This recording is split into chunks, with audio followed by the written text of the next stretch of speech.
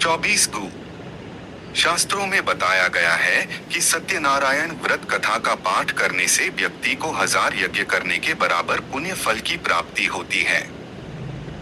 इस व्रत कथा में भगवान विष्णु के सत्य स्वरूप के बारे में बताया गया है। इस व्रत का पाठ करने से घर में सुख समृद्धि का वास होता है और भगवान विष्णु की कृपा बना रहती है। श्री सत्यनारायण कथा प्रथम अध्याय।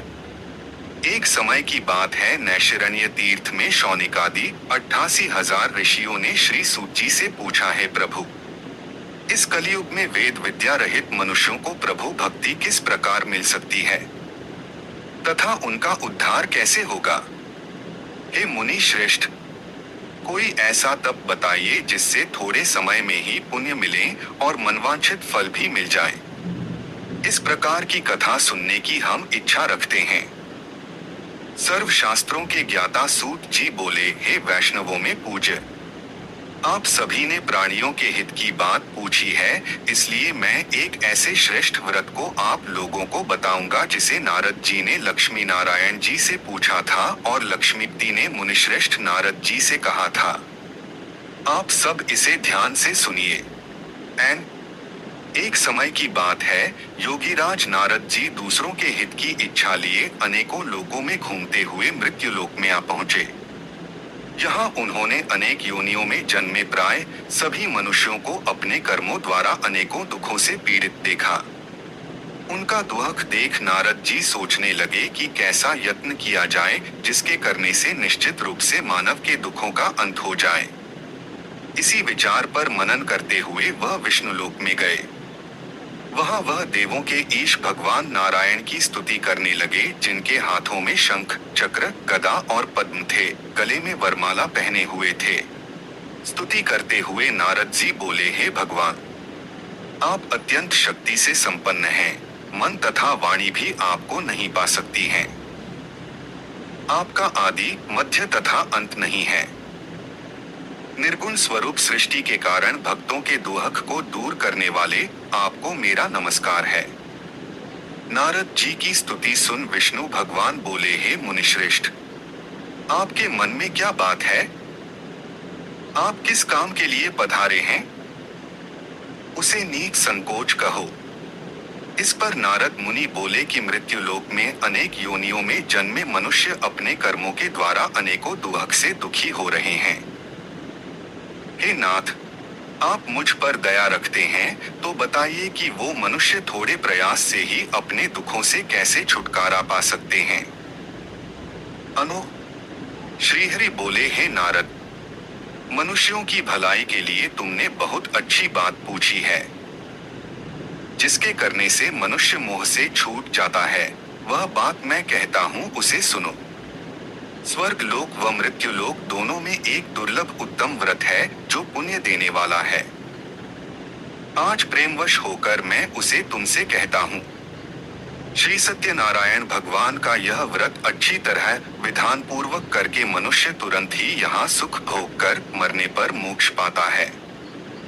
श्रीहरि के वचन सुन नारद जी बोले कि उस व्रत का फल क्या है और उसका विधान क्या है? यह व्रत किसने किया था? इस व्रत को किस दिन करना चाहिए? सभी कुछ विस्तार से बताए। नारद की बात सुनकर श्रीहरि बोले, दुख व शोक को दूर करने वाला यह व्रत सभी स्थानों पर विजय दिलाने वाला है। मानव को भक्ति व श्रद्धा के साथ शाम को श्री सत्यनारायण की पूजा धर्म परायण होकर ब्राह्मणों व बंधुओं के साथ करनी चाहिए।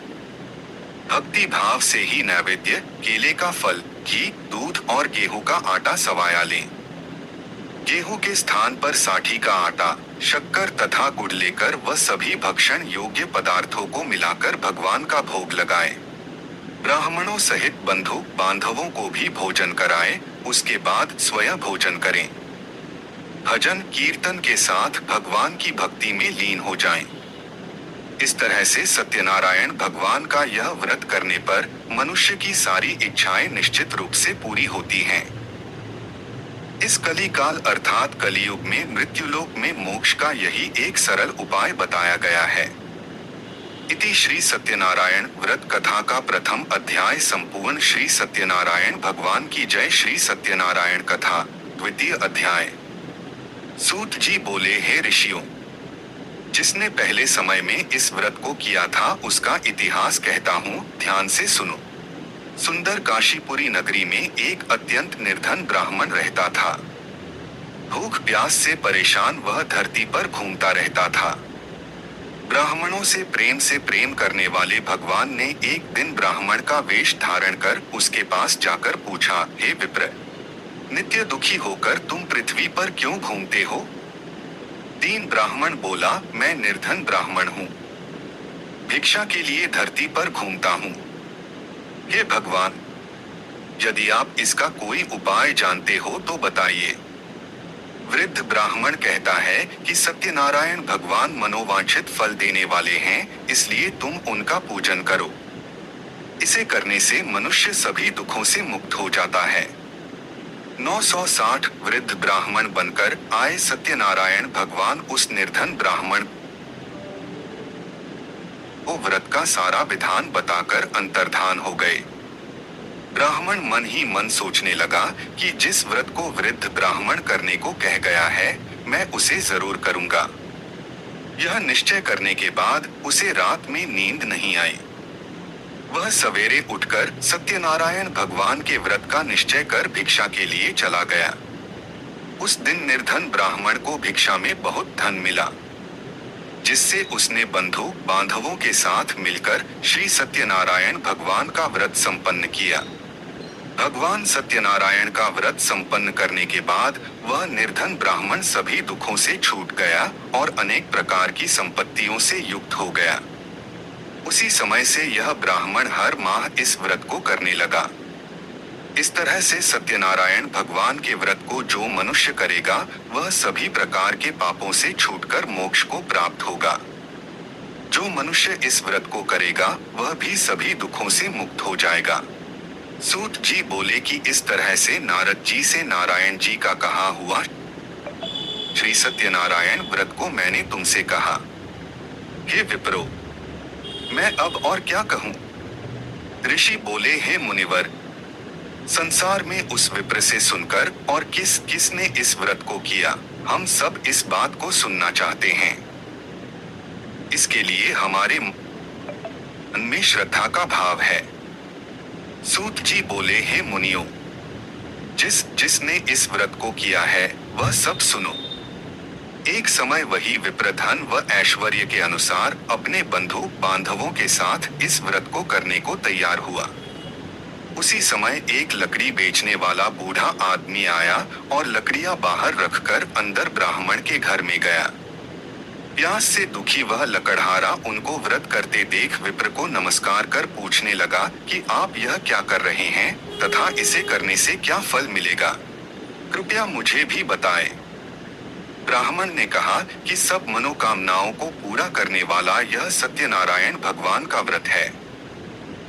इनकी कृपा से ही मेरे घर में धन धान्य आदि की वृद्धि हुई है। विप्र से सत्यनारायण व्रत के बारे में जानकर लकड़हारा बहुत प्रसन्न हुआ। चरणामृत लेकर व प्रसाद खाने के बाद वह अपने घर गया। लकड़हारे ने अपने मन में संकल्प किया कि आज लकड़ी बेचने से जो धन मिलेगा उसी से श्री सत्यनारायण भगवान का उत्तम व्रत करूंगा। मन में इस विचार को ले बूढ़ा आदमी सिर पर लकड़ियां रख उस नगर में बेचने गया जहां धनी लोग ज्यादा रहते थे। उस नगर में उसे अपनी लकड़ियों का दाम पहले से 4 गुना अधिक मिलता है। बूढ़ा प्रसन्नता के साथ दाम लेकर केले, शक्कर, घी, दूध, दही और गेहूं का आटा ले और सत्यनारायण भगवान के व्रत की अन्य सामग्रियां लेकर अपने घर गया। वहां उसने अपने बंधु बांधवों को बुलाकर विधि विधान से सत्यनारायण भगवान का पूजन और व्रत किया। इस व्रत के प्रभाव से वह बूढ़ा लकड़हारा धन पुत्र आदि से युक्त होकर संसार के समस्त सुख भोग अंत काल में बैकुंठ धाम चला गया। श्री सत्यनारायण व्रत कथा का द्वितीय अध्याय संपूर्ण। बोलिए श्री सत्यनारायण भगवान की जय। श्री सत्यनारायण कथा तृतीय अध्याय। सूत जी बोले, हे श्रेष्ठ मुनियों, अब आगे की कथा कहता हूँ। पहले समय में उल्कामुख नाम का एक बुद्धिमान राजा था। वह सत्यवक्ता और जितेंद्रिय था। प्रतिदिन देव स्थानों पर जाता और निर्धनों को धन देकर उनके कष्ट दूर करता था। उसकी पत्नी कमल के समान मुख वाली तथा सती साध्वी थी। भद्रशिला नदी के तट पर उन दोनों ने श्री सत्यनारायण भगवान का व्रत किया। उसी समय साधु नाम का एक वैश्य आया। उसके पास व्यापार करने के लिए बहुत सा धन भी था। राजा को व्रत करते देखकर वह विनय के साथ पूछने लगा, हे राजन, भक्ति भाव से पूर्ण होकर आप यह क्या कर रहे हैं? मैं सुनने की इच्छा रखता हूँ, तो आप मुझे बताएं। राजा बोला, हे साधु, अपने बंधु बांधवों के साथ पुत्रादि की प्राप्ति के लिए एक महाशक्तिमान श्री सत्यनारायण भगवान का व्रत व पूजन कर रहा हूँ। राजा के वचन सुन साधु आदर से बोला, हे राजन, मुझे इस व्रत का सारा विधान कहिए। आपके कथनानुसार मैं भी इस व्रत को करूँगा। मेरी भी संतान नहीं है और इस व्रत को करने से निश्चित रूप से मुझे संतान की प्राप्ति होगी। राजा से व्रत का सारा विधान सुन व्यापार से निवृत्त हो वह अपने घर गया। 24 वैश्य ने अपनी पत्नी को संतान देने वाले इस व्रत का वर्णन कह सुनाया और कहा कि जब मेरी संतान होगी तब मैं इस व्रत को करूँगा। साधु ने इस तरह के वचन अपनी पत्नी लीलावती से कहे। एक दिन लीलावती पति के साथ आनंदित हो सांसारिक धर्म में प्रवृत्त होकर सत्यनारायण भगवान की कृपा से गर्भवती हो गई। 10वें महीने में उसके गर्भ से एक सुंदर कन्या ने जन्म लिया। दिनों दिन वह ऐसे बढ़ने लगी जैसे कि शुक्ल पक्ष का चंद्रमा बढ़ता है। माता पिता ने अपनी कन्या का नाम कलावती रखा। एक दिन लीलावती ने मीठे शब्दों में अपने पति को याद दिलाया कि आपने सत्यनारायण भगवान के जिस व्रत को करने का संकल्प किया था उसे करने का समय आ गया है। आप इस व्रत को करिए। साधु बोला कि हे प्रिय, इस व्रत को मैं उसके विवाह पर करूंगा। इस प्रकार अपनी पत्नी को आश्वासन देकर वह नगर को चला गया। कलावती पिता के घर में रह वृद्धि को प्राप्त हो गई।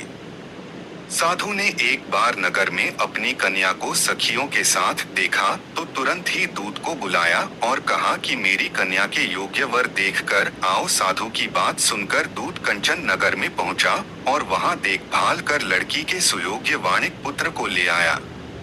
सुयोग्य लड़के को देख साधु ने बंधु बांधवों को बुलाकर अपनी पुत्री का विवाह कर दिया। लेकिन दुर्भाग्य की बात ये कि साधु ने अभी भी श्री सत्यनारायण भगवान का व्रत नहीं किया।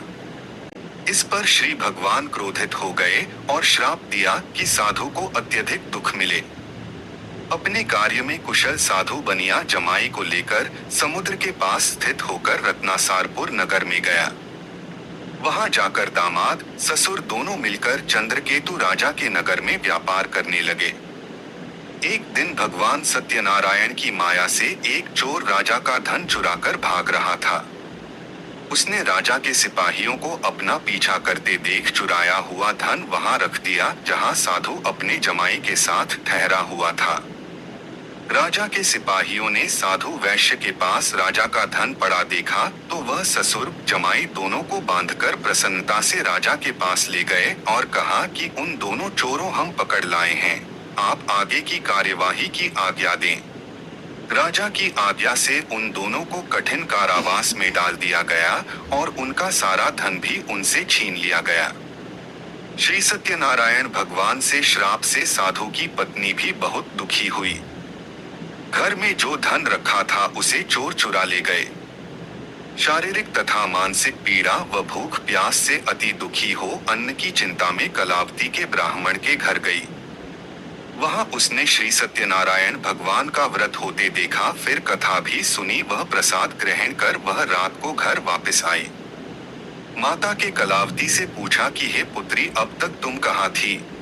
तेरे मन में क्या है?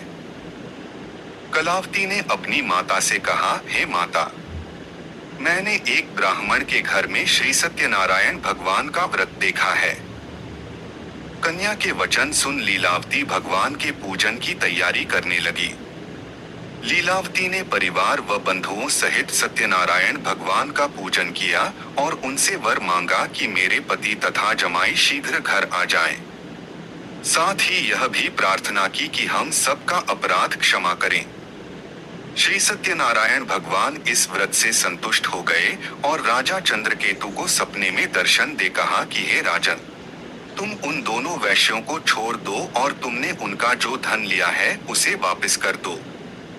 अगर ऐसा नहीं किया तो मैं तुम्हारा धन, राज्य व संतान सभी को नष्ट कर दूंगा। राजा को यह सब कहकर वह अंतर्धान हो गए। प्रातः काल सभा में राजा ने अपना सपना सुनाया, फिर बोले कि बणिक पुत्रों को कैद से मुक्त कर सभा में लाओ। दोनों ने आते ही राजा को प्रणाम किया। राजा मीठी वाणी में बोला, हे महानुभावों, भाग्यवश ऐसा कठिन दुख तुम्हें प्राप्त हुआ है, लेकिन अब तुम्हें कोई भय नहीं है। ऐसा कह राजा ने उन दोनों को नए वस्त्राभूषण भी पहनाए और जितना धन उनका लिया था उससे दुगुना धन वापस कर दिया। दोनों वैश्य अपने घर को चल दिए। इति श्री सत्यनारायण व्रत कथा का 3य अध्याय संपूर्ण। श्री सत्यनारायण भगवान की जय। श्री सत्यनारायण कथा 4th अध्याय। सूत जी बोले, वैश्य ने मंगलाचार कर अपनी यात्रा आरंभ की और अपने नगर की ओर चल दिए। उनके थोड़ी दूर जाने पर एक दंडी वेशधारी श्री सत्यनारायण ने उनसे पूछा, हे साधु, तेरी नाव में क्या है? अभिवाणी वणिक हंसता हुआ बोला, हे दंडी, आप क्यों पूछते हो? क्या धन लेने की इच्छा है? मेरी नाव में तो बेल व पत्ते भरे हुए हैं। वैश्य के कठोर वचन सुन भगवान बोले, तुम्हारा वचन सत्य हो। दंडी ऐसे वचन कह वहां से दूर चले गए। कुछ दूर जाकर समुद्र के किनारे बैठ गए। दंडी के जाने के बाद साधु वैश्य ने नित्य क्रिया के पश्चात नाव को ऊंची उठते देखकर अचंभा माना और नाव में बेल पत्ते आदि देख वह मूर्छित हो जमीन पर गिर पड़ा। मूर्छा खुलने पर वह अत्यंत शोक में डूब गया। तब उसका दामाद बोला कि आप शोक ना मनाएं, यह दंडी का शाप है, इसलिए हमें उनकी शरण में जाना चाहिए, तभी हमारी मनोकामना पूरी होगी। दामाद की बात सुनकर वह दंडी के पास पहुंचा और अत्यंत भक्तिभाव नमस्कार करके बोला, मैंने आपसे जो जो असत्य वचन कहे थे उनके लिए मुझे क्षमा दें। ऐसा कहकर महान शोकातुर हो रोने लगा। तब दंडी भगवान बोले, हे वणिक पुत्र, मेरी आज्ञा से बार बार तुम्हें दुख प्राप्त हुआ है। तू मेरी पूजा से विमुख हुआ।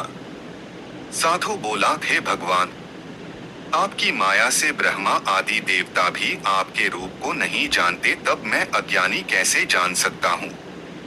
आप प्रसन्न होइए, अब मैं सामर्थ्य के अनुसार आपकी पूजा करूँगा। मेरी रक्षा करो और पहले के समान नौका में धन भर दो। साधु वैश्य के भक्तिपूर्वक वचन सुनकर भगवान प्रसन्न हो गए और उसकी इच्छानुसार वरदान देकर अंतर्धान हो गए।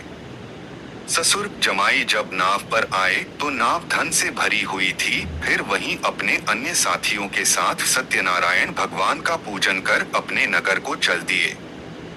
जब नगर के नजदीक पहुंचे तो दूत को घर पर खबर करने के लिए भेज दिया। दूत साधु की पत्नी को प्रणाम कर कहता है कि मालिक अपने दामाद सहित नगर के निकट आ गए हैं।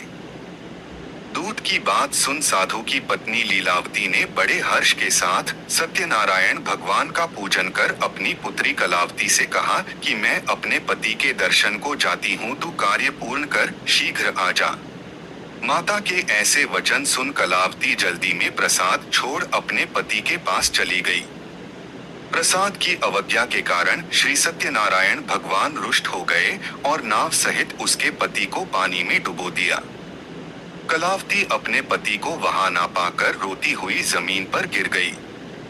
नौका को डूबा हुआ देख व कन्या को रोता देख साधु दुखी होकर बोला कि हे प्रभु, मुझसे तथा मेरे परिवार से जो भूल हुई है उसे क्षमा करें। साधु के दीन वचन सुनकर श्री सत्यनारायण भगवान प्रसन्न हो गए और आकाशवाणी हुई, हे साधु, तेरी कन्या मेरे प्रसाद को छोड़कर आई है, इसलिए उसका पति अदृश्य हो गया है।